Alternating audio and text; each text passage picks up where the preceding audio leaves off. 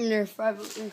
And if you don't know how to make a paper airplane, this is how you do it. You get a piece of paper, and then fold it like this. And then you fold the other side like this. Make sure it's like half and half, so you could get notes. And so then you fold it. Make sure they're really close to make a tip.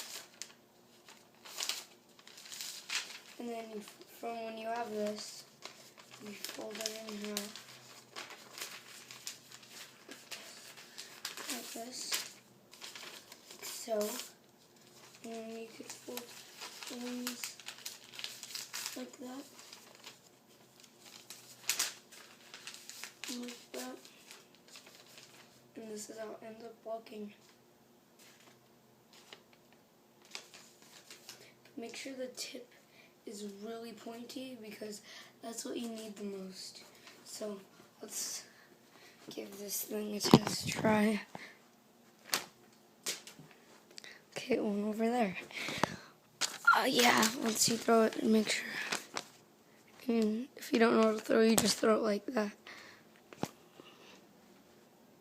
And that's how you make a paper airplane.